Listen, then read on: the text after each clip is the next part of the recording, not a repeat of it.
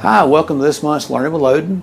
The topic for this month is a really important topic for the district, and it is our Comprehensive School Improvement Plan. Often you'll hear us referencing CSIP, and you may say, well, what is CSIP? Well, it's our strategic planning process that occurs every 5 years.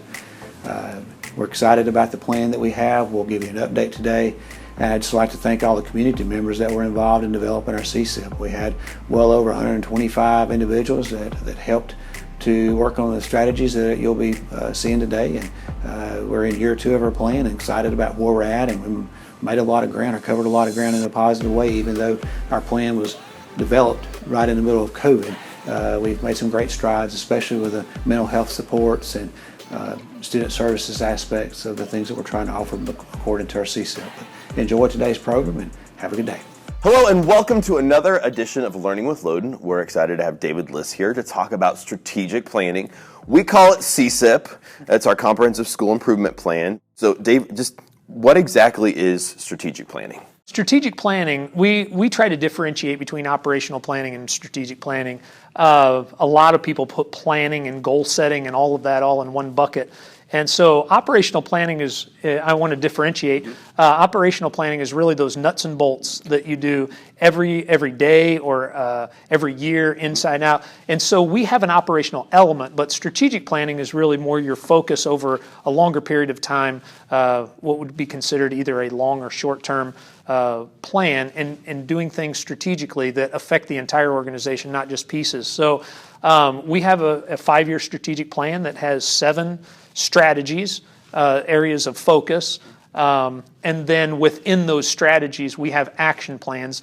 Those action plans would be then closer to what those operational elements are that we are implementing on an annual basis to really help us achieve our overall mission. So those action plans are kind of like goal setting. Kind of like it's kind of like, hey, I want to lose 10 pounds this year, or I want to make it to the gym 3 times a week for a month. It's kind of like that end result, and then how we get there is kind of those are the steps that the district takes to kind of achieve that action plan. Would that be a good way to say it? Absolutely. And so we've been doing this for a while. Like, was it over 20 years? It's over 20 years. Yeah. I've been here 16 and was really blessed with this assignment as I came in, and really found a love for it. A lot of people say, what is a technology director doing strategic planning? I had in my previous position at Missouri State, had involvement in strategic planning, and so when I came here, it became part of my job, and it's really become a love and a passion. And it's a lot of fun to help not only know, but help facilitate where the district's going to go.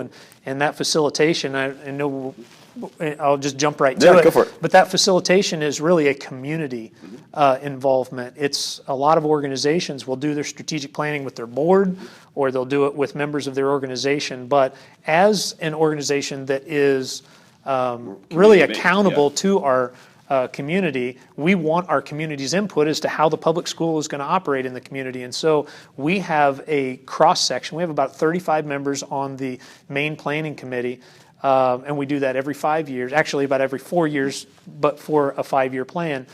And it's a cross-section of the community, and it's everything from internal staff, administration, teachers, students. We do a cross-section of whether it be elementary, secondary, counselors, et cetera. And then we reach out into the community, again, parents, business owners. We have fire, police, city, clergy. We try to get the entire cross-section of our community so that we know that we're serving our community the best way that we can in what our mission is for what we're trying to accomplish. And I know we talk about it all the time, probably internally, but for the community, like strategic planning is kind of how we determine what's going to happen. Yes. And so if they're just coming into next, because we get new families all the time, like what are some of the things that have come out of strategic planning from the past that are just kind of how we do business that people don't necessarily know about? It's just how we do it, but that came out of strategic planning. Absolutely. I mean, thinking of how we used to do registration, now we have a registration center.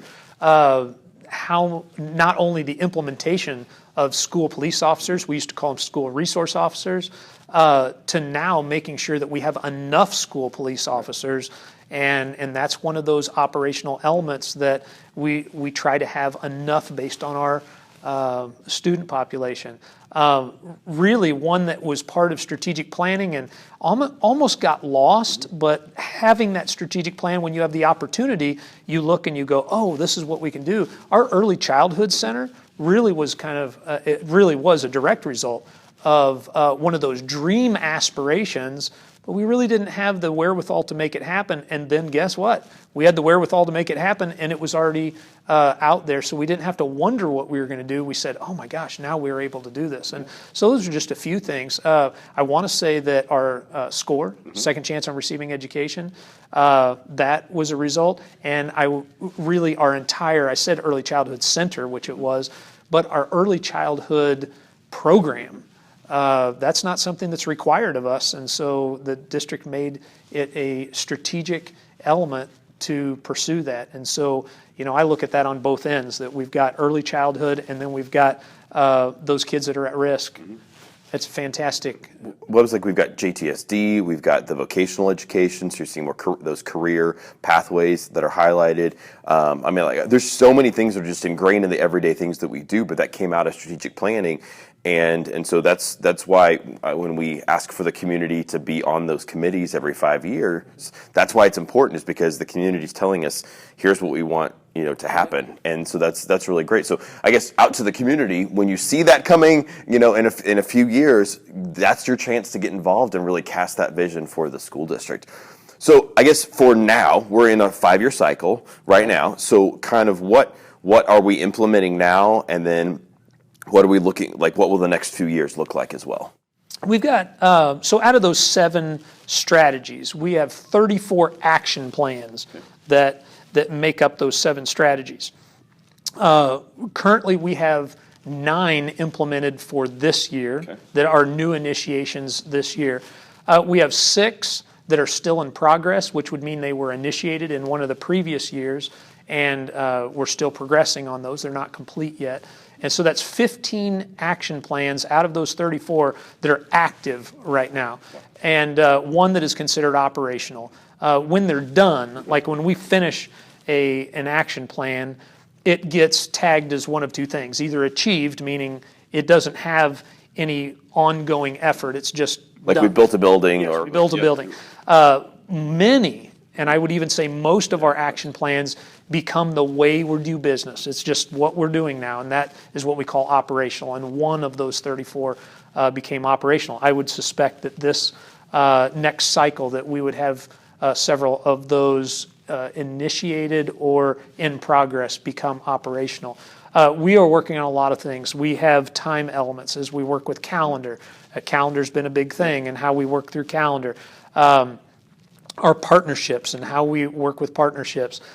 Customer service, another area that I'm kind of and oversee, is registration. And one of the things that we talked about with registration that has been implemented and it's in progress right now is being customer friendly and having a clear understanding of what it takes to get registered, get enrolled, and that sort of thing. So that would be one. We have well-being. Well-being is one that kind of encapsulates wellness. It encapsulates social emotional health. And we have several action plans that are going on there. Career paths, looking at different career paths. Not everybody is college bound, and so what are we doing for not only college bound students but also work ready?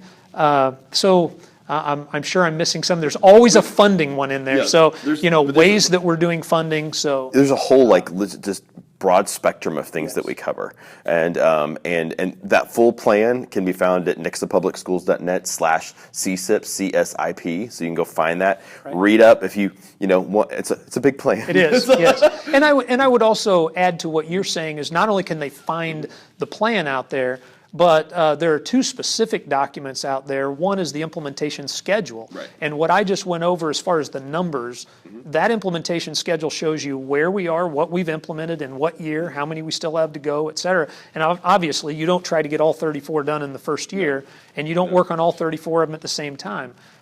Some are a little bit dependent upon the other. But then a follow-up document to that, because it just tells numbers, is really what those action plans are.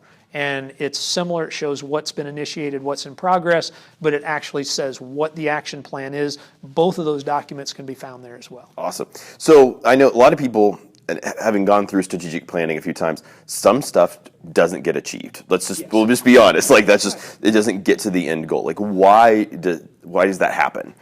Well, in order for an action plan to make it into the actual overall strategic plan, it has to survive a cost-benefit analysis. And while those cost-benefit analyses are done, it doesn't always mean that you're going to have the money, because part of a strategic plan, the difference between strategic and operational is operational you do within your budgetary constraints. However, a strategic plan is that aspiration. It's that lofty goal. We couldn't get the Child Center done a long time ago, but then an opportunity presented itself. It was on the plan, so we got that done. So there are elements of things that require money or resources that we don't currently have the ability to provide. Maybe some are dependent upon another, and it's 4 years into a plan, either it doesn't make sense anymore, things have changed, is it still relevant, and or have we been able to achieve something that this one is dependent upon. So many times it's financial resources, sometimes it's personnel resources, and other times it's still relevancy towards the end of the plan. But you're exactly right that there are things that don't get done. Doesn't mean that they get forgotten. Right. One that I'll bring up is foreign language in elementary. It was something that we had tried to get. It was on several strategic plans and it never made it. It was a very, very expensive endeavor.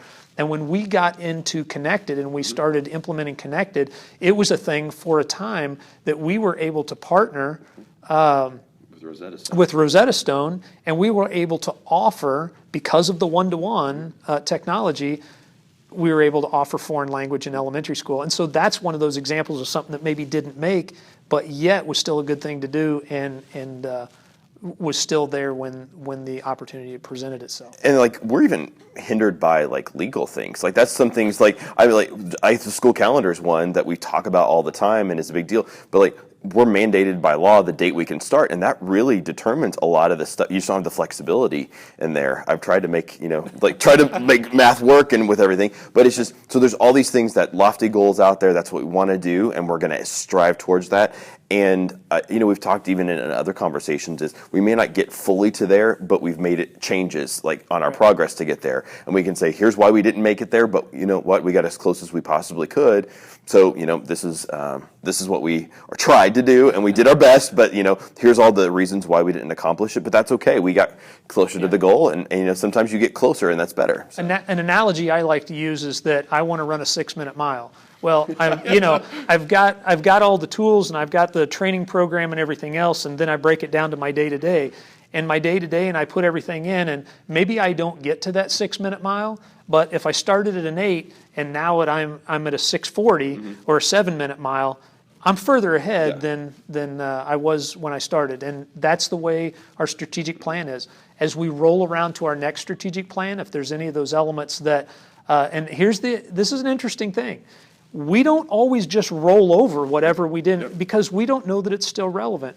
So if something is still relevant and not taken care of by the time we get to the end of a plan, it has to come up on its own volition into the new plan. It doesn't just automatically get thrown in. That's great. I like it because it keeps us fresh, it keeps us relevant, and I really think it's how we've been able to accomplish all these things is because we look every 5 years, we're just constantly looking at what do we need to do, what do we need to do to stay ahead of the game, and what do we need to do to make sure that we're providing the best things for our students and our community and keeping everybody a part of that goal. You got it. Well, we want to thank you guys for joining us for another edition of Learning with Loden. Tune in next time for another topic about Nixon Public Schools.